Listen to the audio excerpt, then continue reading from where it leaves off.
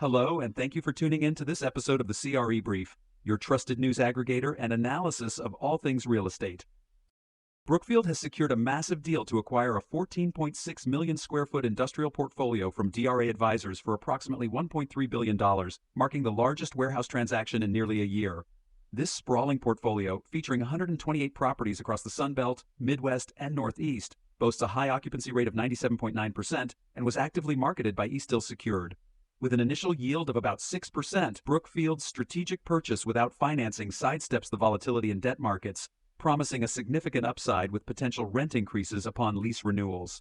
Compared to the National Property Index industrial segment of 3.8% for Q1, even when converted to forward 12 months NOI, this initial 6% yield shows a large disparity in appraisal valuations versus industrial transactions.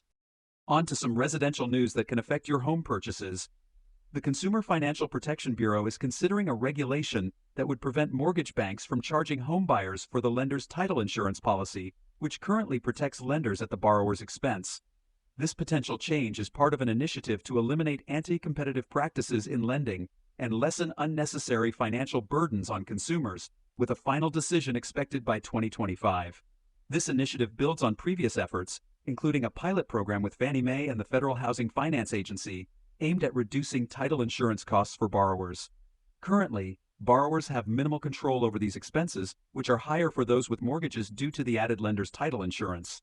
However, industry leaders argue that these costs may simply be rolled into the overall financing of the mortgage, potentially offsetting any direct savings for the homebuyer.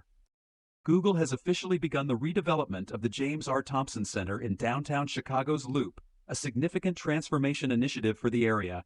The project launched with a groundbreaking ceremony attended by Illinois Governor J.B. Pritzker, Chicago Mayor Brandon Johnson, and other dignitaries, signaling the start of a major renovation for the former state-owned building. This initiative is part of a broader effort to modernize and preserve the architectural and historical significance of the space.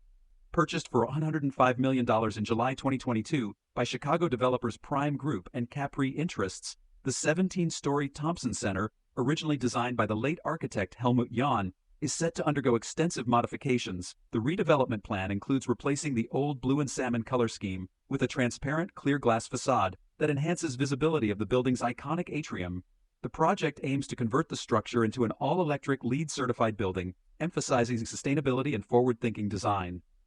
Upon completion, Google will relocate thousands of its employees to this new office hub, solidifying its long-term presence in the Loop and reinforcing its commitment to the city of Chicago.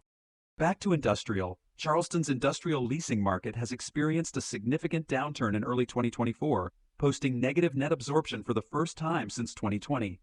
This downturn coincides with a record increase in available industrial space, with over 7.6 million square feet added in 2023 and an additional 5.1 million in early 2024. The current leasing activity has decreased by 45% year over year to just 5 million square feet, a significant drop from the pre-pandemic average of 5.9 million square feet. This decline is attributed to a shift in consumer spending from goods to services, a sluggish housing market, and normalizing port volumes, all of which have reduced the demand for large warehouse spaces. The average lease size has also decreased dramatically from roughly 40,000 square feet in 2023 to less than 20,000 square feet in 2024. This shift has contributed to a surge in vacancy rates, with 11.2% of industrial space now vacant, up from around 2% 2 years ago. Despite the introduction of new space, with over 70% of newly delivered buildings being larger than 250,000 square feet, these larger buildings are facing higher vacancy rates. Looking forward, the slowdown in new construction projects, with only 1.6 million square feet breaking ground over the past year, suggests a potential stabilization as the market adjusts to absorb the new space, although this adjustment may extend into late 2025 or beyond due to the trend towards smaller lease agreements.